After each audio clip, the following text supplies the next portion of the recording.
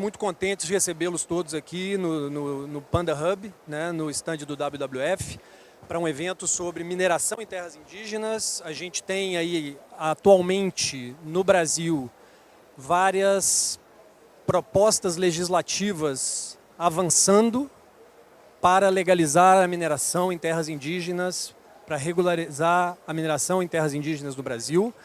E uma das questões, né, como sempre, como é o costume, sem as indígenas sejam adequadamente consultadas, sem que elas sejam ouvidas. E nós, como organização da sociedade civil, temos aí, né, a obrigação de tentar fazer com que o debate tenha informações baseadas na ciência, baseada nas vozes dos povos indígenas, e esse é o objetivo deste painel que a gente está organizando aqui hoje, né? Tem aí cerca de 2 dezenas de projetos de lei tramitando no legislativo brasileiro, buscando legalizar a mineração, e no Senado a gente tem um grupo de trabalho constituído que deve gerar projetos de lei em cerca de 6 meses, buscando introduzir mineração nos territórios indígenas.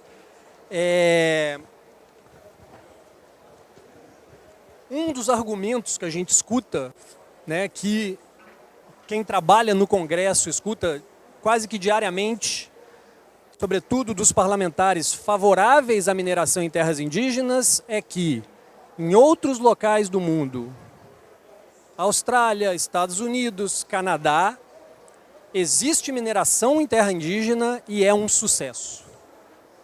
Sabemos que esse argumento é um argumento falacioso porque conversamos com organizações indígenas, comunidades em várias partes do mundo onde houve mineração e não estão contentes com os resultados, desde o povo Navajo nos Estados Unidos, vários povos na Austrália, no Canadá, várias experiências que demonstram que a grande mineração, e aqui nós não estamos falando na pequena mineração ou na mineração chamada de garimpo, né? Nós estamos falando na mineração praticada pelas grandes mineradoras. E as opiniões dos movimentos indígenas são unânimes no sentido de que os impactos são devastadores do ponto de vista social, econômico, ambiental, cultural, e que, de fato, aqueles povos indígenas que tiveram a mineração nos seus territórios, na sua grande maioria dizem não à mineração. Para a gente não se alongar aqui, vamos chamar aqui as nossas pessoas convidadas para o painel de hoje, que vão dizer exatamente, né, como tem acontecido a atividade da mineração em seus territórios, como tem sido a relação com as mineradoras, com as empresas mineradoras, né? E aí nada melhor do que escutar exatamente as pessoas que estão nos territórios sofrendo com esta situação. Vou chamar aqui a Maria Polly Cutmore, da Austrália. Ela é do Meher Center e ela é uma liderança indígena da Austrália. Por favor, Maria Polly. Vou chamar aqui também a Rebecca Ekeland, do povo Sami, da região do Ártico, na Noruega. Vou chamar o companheiro Jonas Mura, do povo Mura, na Amazônia brasileira, que também estão aí com uma questão ligada à mineração, ao avanço da mineração de potássio no seu território. E chamar a doutora Alzerina Makushi, advogada da Coordenação das Organizações Indígenas da Amazônia Brasileira, a COIAB, por favor. E, por favor, uma salva de palmas para as nossas pessoas convidadas aqui hoje.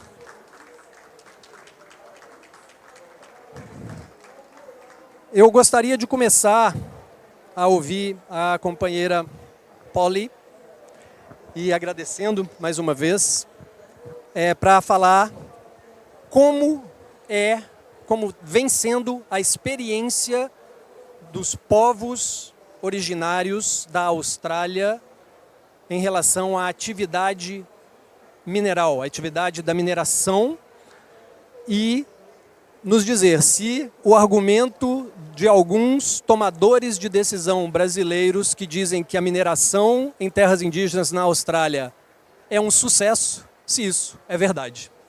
Por favor, muito obrigado.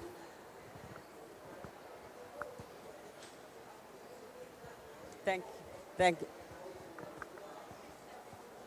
Hello, hello. Hello? Yes.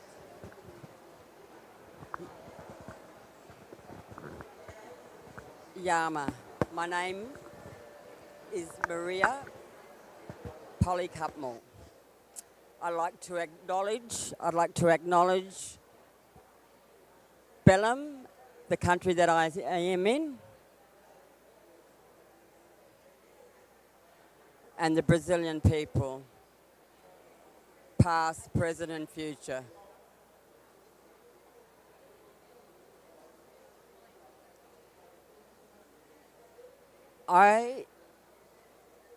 When I was representing my people at the native title table, I was really representing my family and clan. The Kumbrai tribe from Deri Ai, which means Teri Ai. That's an area between the Guida River and Mount Capitar in northern New South Wales, Australia.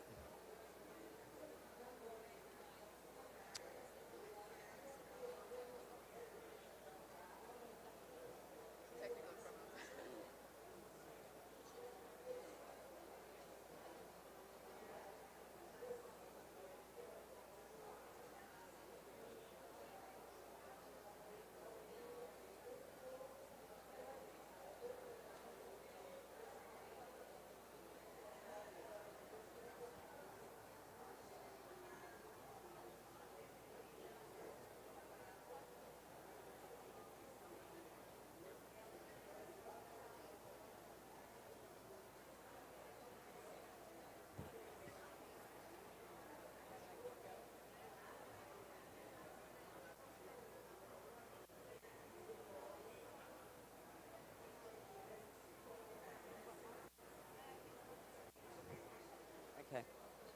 Yeah. Do you want me to? It's okay? Yeah.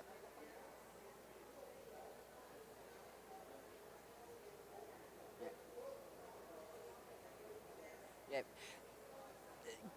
The Guida River and Mount Capitar in the northern. Yes. There we go. Oh. Yeah, I can keep going, sorry. My clan were the caretakers of this area. In 2026, I got elected as a native title applicant at the nation meeting in Tamworth in northern New South Wales, on the condition that nothing was to be signed away without our nation, the Gamilaroi people, present. And that was because the last applicants that got voted in did dirty deals with mining companies.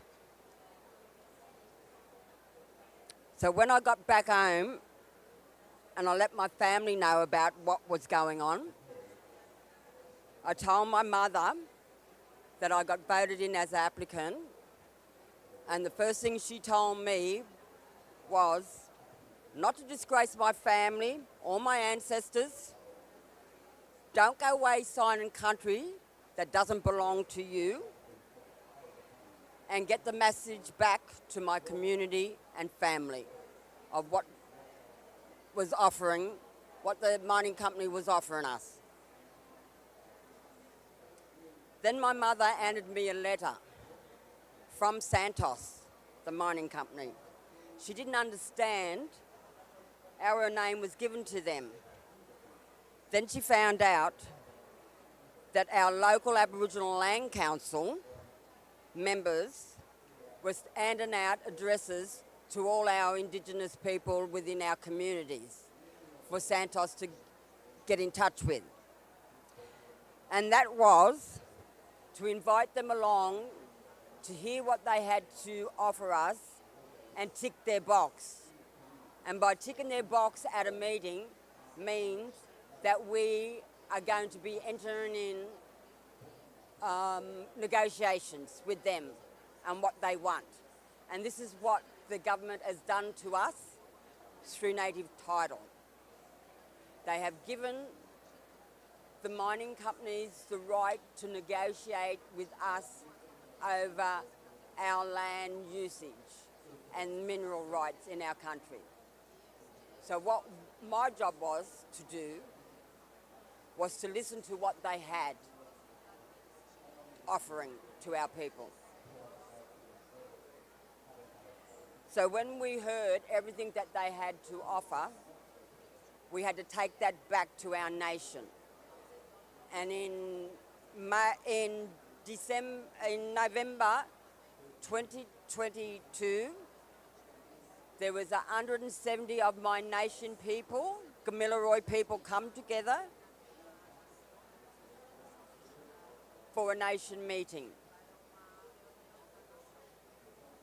to hear what Santos had to offer us.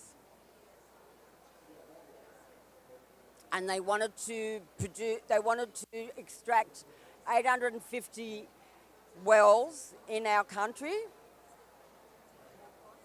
and that would have been affecting our groundwater, which is the Great Artesian Basin, the largest underground water in the southern hemisphere. And I am a custodian of that, along with the other 170 people that were there.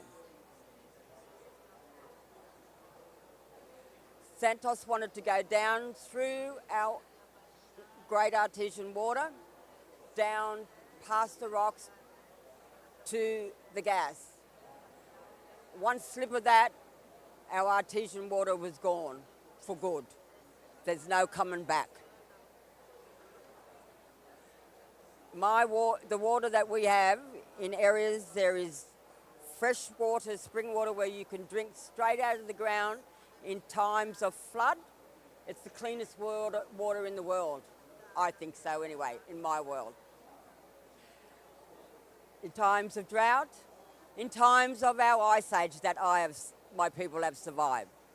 That was what sustained us. So we heard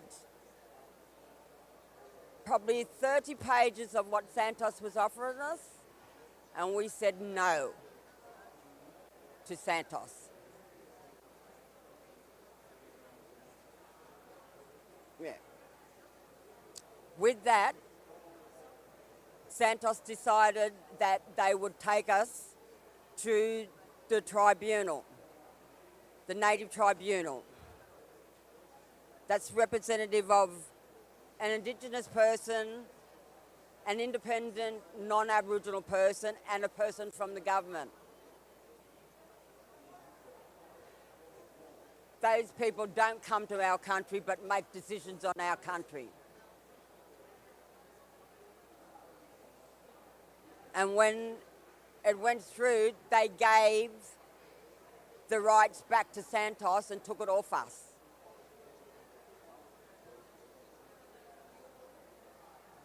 So, with that, we instructed our lawyers to take them to court. When we took them to court, one of the grounds that we fought on was climate. That it was going to affect us culturally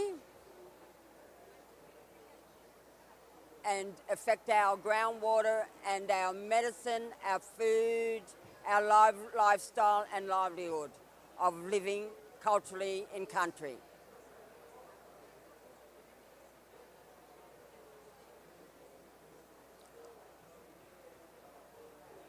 With that, we had 3 judges. 2 judges come back and decided that they were going to go with us. So we beat Santos, and they, on the grounds of climate, and on the grounds of cultural law, that there was 162 of my people in the room, and they voted no. And that's our law, to bring people together to decide on that. So then, after that court case, when we won, Santos decided to take us back to the tribunal. And so now, that decision came down in August, and it went against us again. They did not believe that we had, within the Pilliga forest, of where they are targeting to frack, they did not believe that we had cultural rights there, and that it wasn't going to affect any of our significant sites or our tangerine stuff, our tangerine spirit. And our tangerine spirit is within there, that looks after our country, is the Yarri. And that's him there. So I had to bring him back into our country and let them know that he is the protector of water and land. And he protects that country. So he's a big boss, so we said no, we can't do that. So the judges said they don't believe he exists. So now we're back in court again with them. This has been going on since 2022. The final decision comes down on the 25th of November in 2 weeks' time. And that, I believe, we are going to beat them. But one way, I had to take them through court legislations, 16 different legislations of government, from state to federal, that was thrown at my people. And one of the things they wanted us to do was mainly listen to what the mining companies wanted and to see if they were right. And we just kept saying no, no, no, and for the 4th time, no. So I do believe next fortnight we have beat Santos because of all their dirty little games that they played, and that we beat everything that the government threw at us. We were able to come back with cultural law, and my people stuck together and stayed firm, and that we voted them no, and we will see this to the end. I'm just going to have a drink of water. So I can tell you what's been happening since. That, no, since that final, the tribunal came down, since then, in August, I've had to fight against Santos trying to sponsor our Aboriginal Rugby League football competition that's been going for 50 years and had 170 teams in there, both men, women and children, and they wanted to sponsor that. Still in my country, not showing us any respect because we're at court, mind you, still in court. And so they wanted to do that. So me being a really big mouth, I just decided that I would take them on. So much so that I got my people around, and especially the women. We decided that rugby league wasn't more important than culture, and we pushed them right out. So they were pushed out of our cultural competition a week before the event was going to happen.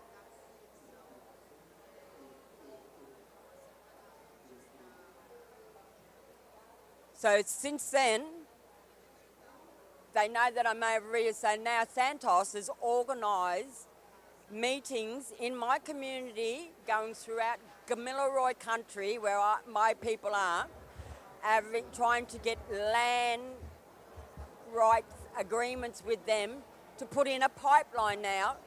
Even though we're still in court and the decision hasn't come down, they are pushing with the state government and Santos and the local council within that Pilliga to push 2 pipelines to go through from the coast to Narrabri within my state. The meeting started today in one of my communities and finish before I get home next week.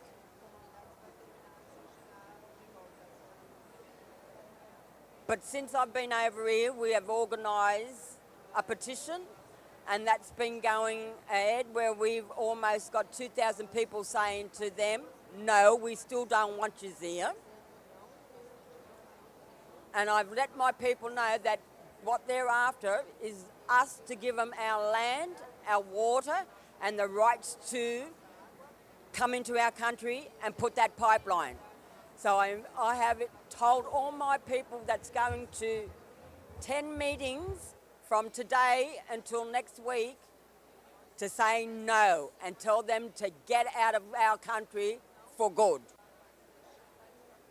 We still own the land and the water, and we still got cultural law with my people. And that's what we beat them with, and that's what we're fighting them against with our law, Indigenous law. And we have to bring that back. We can't accept their policies and programs or procedures, what they do. We know what goes on in country. We have to make those decisions, and not little boys from Europe that come over there 200 years ago. So thank you. That's me.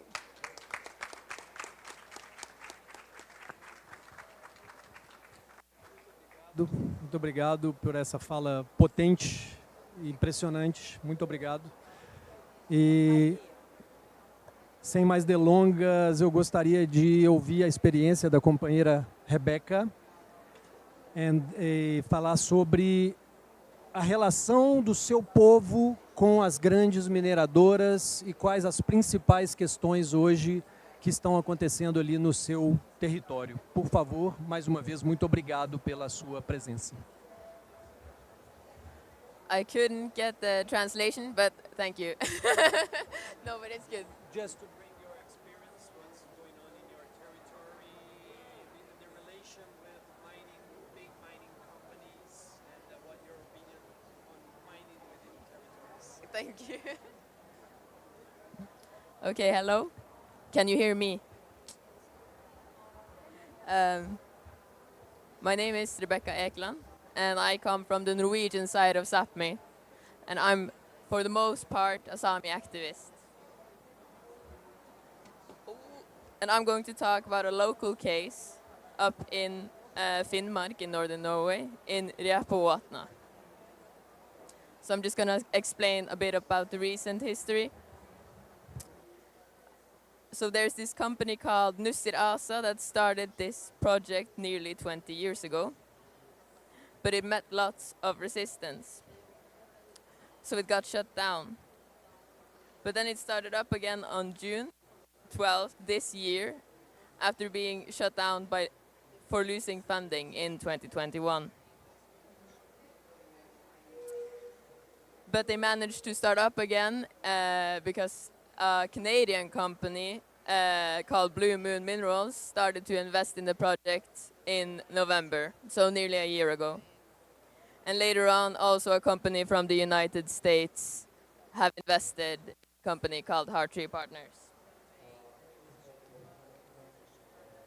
This is a mining project in a Sami reindeer herding area on Sami land.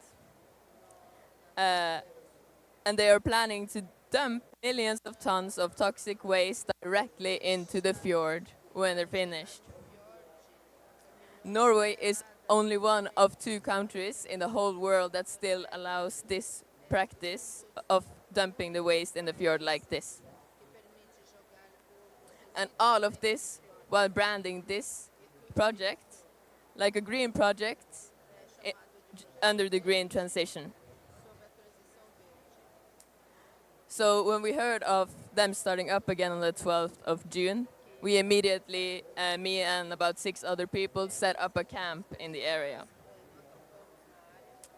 And since then, we have been working a lot, both legally with complaints and stuff like that, but also politically with spreading the message on social media, being here and talking about it, and doing tons of protests. And hundreds of people have been active in the camp. For the 2 first months, we managed to stop them almost completely from detonating into the mountain. We did this by having shifts 24/7 at the construction sites for 2 months. And after that, the police action started because the company called on the police to take us away. And since then, over 50, 60 activists doing civil disobedience have been doing civil disobedience during a 3-month period. And a lot of those activists, me included, have gotten arrested several times. And this camp has now lasted nearly 6 months, which makes it the longest lasting protest camp in Norwegian history. So that's pretty cool. But yeah, it's not good that we had to be there, obviously. But why do we fight? First of all, to stand up for the indigenous people's rights. This area is essential for the reindeer herders in the area. The companies and the government has not consulted or talked to the reindeer herders that has their land there. And this has led to the reindeer herders in the area having to chain themselves and doing civil disobedience themselves on their own land for the first time in about 50 years. So the reindeer herders that own the land have even gotten arrested protesting this project. And this is not something that usually happens. And it shows how urgent this matter is. And we also, of course, fight for the fjord and the nature in the area, as the million tons of toxic mining waste will do irreversible damage to the fjord. And the nature, of course, holds enormous amounts of value in itself that we have to protect. This kind of dealing with the mining waste is stupid and shouldn't be happening at all. And also because the local community in Reapavatna survives off of this, not only for food, but also for business, with, for example, fish tourism. So people come there and they make money off of it. So I just want to end it by saying that we will not stop fighting for this fjord. We will not stop fighting for the people that needs it and lives off of it. And we will not stop fighting for indigenous people's rights. Ellos Reapavatna, thank you.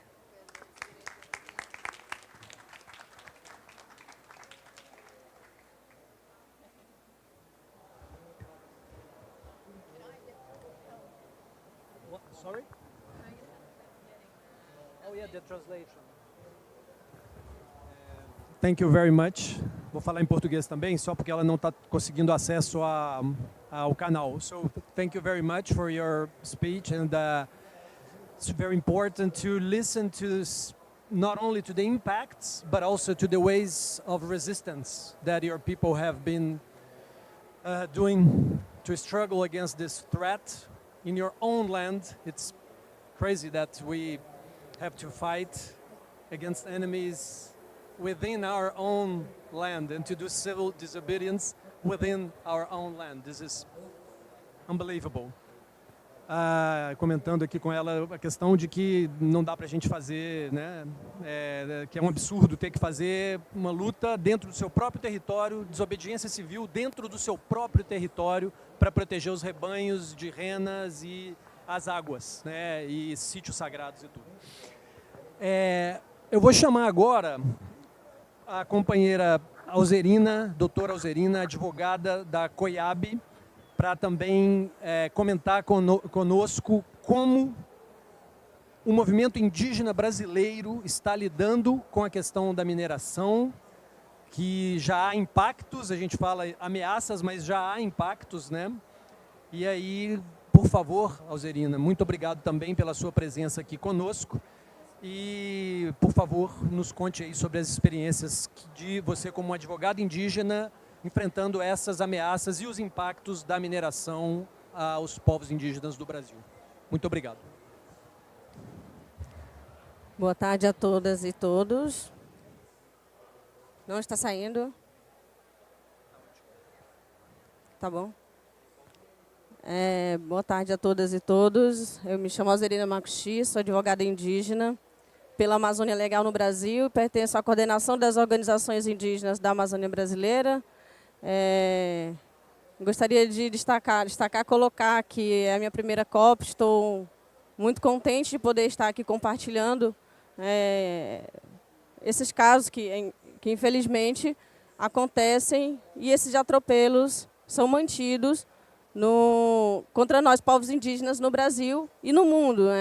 A gente percebe muito do que vem acontecendo dentro da advocacia indígena da Amazônia Brasileira, a partir de uma atuação ali do nosso setor jurídico indígena na COIAB, que nós estamos sozinhos. O Estado brasileiro investe contra nós, contra as terras indígenas, e aí também nos impõe a demarcação dos territórios, que muitas das vezes ele sai por intimidações e também muitas interferências políticas.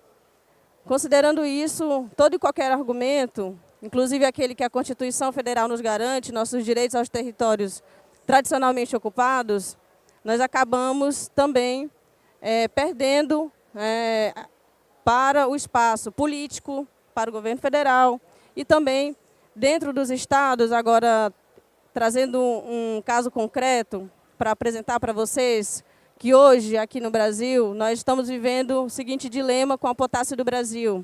É uma empresa que recebe muitos recursos de bancos mundiais, de bancos que atravessam nós, povos originários, nos nossos territórios. Então, hoje, nós temos um território ali no município de Altazes, no estado do Amazonas, onde a COIAB ela atua, junto com demais organizações indígenas e indigenistas, para que aquele território ele não seja um local onde vai haver escavações subterrâneas, e nessas escavações de estragar todo um território onde a bacia amazônica se encontra, onde nós temos rios preservados justamente pela nossa vivência tradicional nos territórios.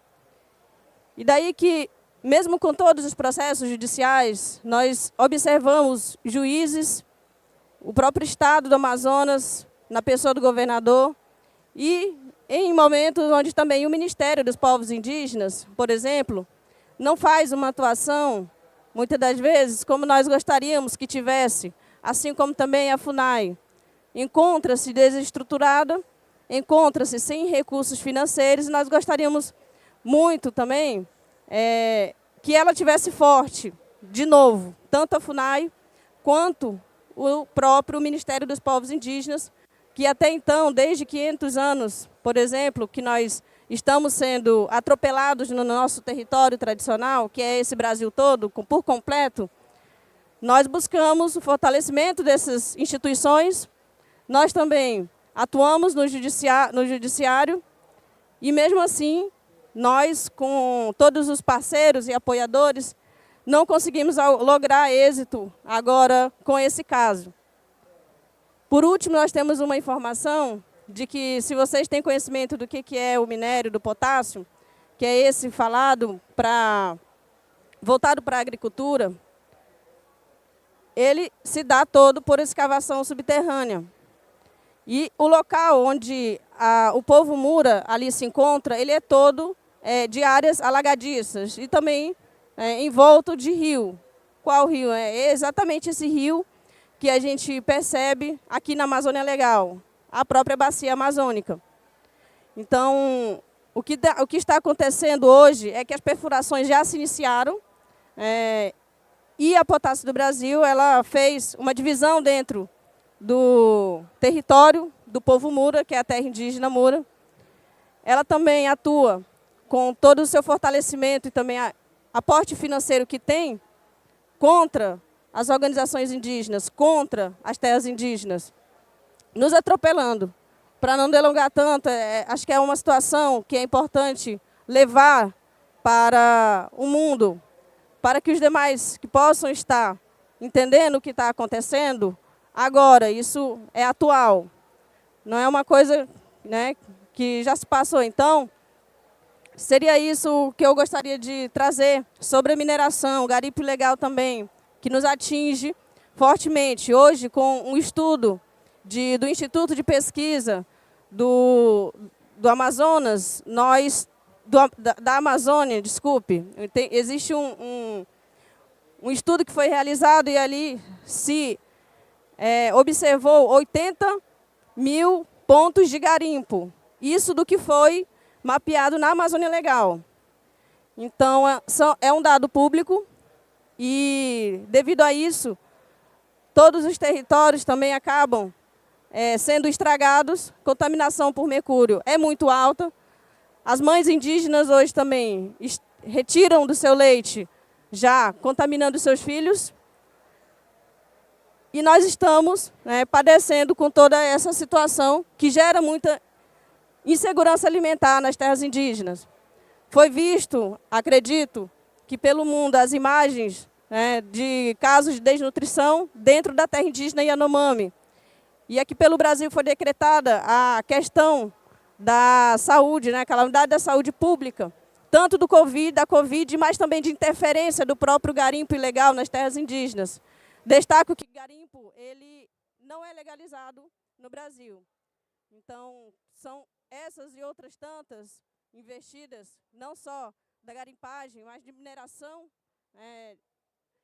que os nossos territórios hoje precisam de uma atuação muito forte das organizações indígenas, e é o que a gente vem procurando fazer, ocupando também esses espaços internacionais e nacionais. Obrigada.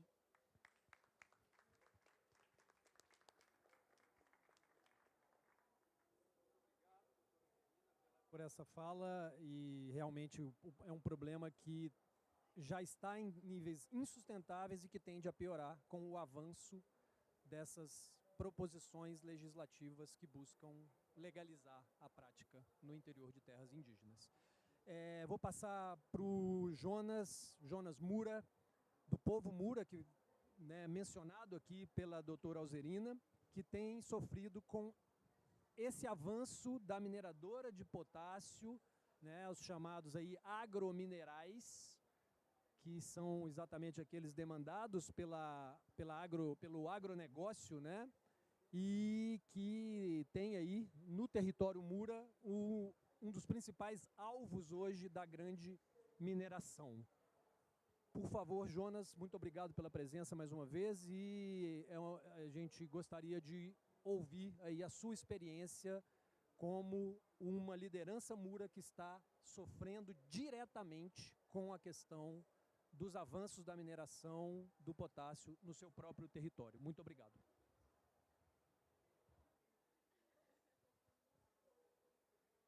Boa tarde a todos. Sou o cacique Jonas Moura, lá do estado do Amazonas. Falar um pouco sobre a questão de mineração dentro de terras indígenas, não só dentro do nosso território. É uma coisa muito importante que eu vejo hoje que tem que ser discutida.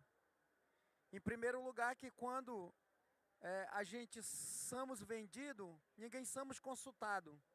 O próprio governo vende os nossos territórios. Quando a gente se acorda, já estamos vendidos. É o que está acontecendo hoje no território indígena Lago do Soares, no município de Altazes, aonde está sendo implantada uma grande mineradora que vem falando, que diz que é um avanço e que diz que está querendo que cresça o avanço para se progredir populacionalmente, mas fica destruindo as histórias de vários povos, como do nosso povo indígena Mura, querendo destruir aldeias, querendo destruir rios e lagos, porque na nossa terra indígena não existe só o potássio e nem só a silvinita. Existe também gás, aonde nós estamos sendo atingidos lá no território da TI Gavião, no município de Silves, aonde sai o gás que está abastecendo já 2 usinas hidrelétricas e as usinas estão sendo abastecidas dentro do estado de Roraima. Está gerando uma energia que ele disse que é limpa, mas uma energia que está matando os povos indígenas. Ele mata uma história para se construir, poluindo um estado com energia que vem de um grande sacrifício e de luta, que somos nós que estamos ali. E quando eles chegam para explorar esse gás, esses petróleo, eles ficam mentindo. Mentindo que querem que a população vai ter emprego, vai ter vida digna, vai ter uma melhor moradia, vai ter uma boa escola, vai ter uma boa educação, saúde. Mas tudo isso aí é mentira, porque nós temos no município, lá no estado do Amazonas, uma cidade chamada Aquari, aonde essa Aquari era o sonho de ser uma Dubai do Amazonas. E hoje uma Aquari, que é uma cidade conhecida como a prostituta do Amazonas. Porque lá existem vários casos de homicídios, existem vários casos de estupro, educação é zero, produção caiu de qualidade, porque aquele povo que mora ali não pode mais plantar. Porque no fundo dos seus terrenos passa o duto de gás, aonde isso vem atrasar a vida daquela população que mora naquele lugar. Não só dos povos indígenas que residem naquele lugar, mas do povo ribeirinho e do povo extrativista que mora ali e que depende da floresta, e que depende do rio, e hoje não pode mais fazer nada, porque o próprio governo criou lei para não deixar eles plantarem e nem produzirem naquele local. Quando eles aparecem, eles nunca chamam nós para uma rodada de debate e de diálogo, para contar realmente a verdade, o que vão fazer com os povos indígenas. Eles nunca chamam. Nós não somos ouvidos. As únicas coisas que nós temos ainda do nosso lado são as organizações indígenas, os movimentos sociais que ajudam a nós a combater, a dar uma voz para nós, para que nós possamos combater esses avanços dentro de nossas terras. Mas isso acontece mundialmente, essas histórias, que eles vêm trazer desenvolvimento, que eles vêm trazer o progresso, que eles vêm trazer muitas coisas, mas tudo isso é mentira. E fico enganando, dando cesta básica. Fico enganando, comprando uma canoa para dar para os indígenas. Fico enganando em dar um motor para cada um. E muitos indígenas ainda acreditam nessa proposta. E depois vão pagar com as suas próprias vidas. Mas eu falo aqui para vocês que enquanto existir um índio lá naquele lugar, que nem eu, cacique Jonas Moura, e outros parceiros que estão lá, ninguém vai deixar esse avanço. Nem que a gente pague com o nosso próprio sangue e com a nossa própria vida, mas nós vamos defender o nosso território com unhas e dentes e mostrar que na floresta que eu cacei, que meu pai caçou, que meu avô caçou, meus filhos e meus netos irão caçar no futuro. E é isso que nós estamos precisando, somar essa força com todos vocês aqui e buscar o apoio não só daqui das entidades brasileiras, mas do mundo inteiro, para a gente somar força, para a gente salvar a Amazônia. Muito obrigado.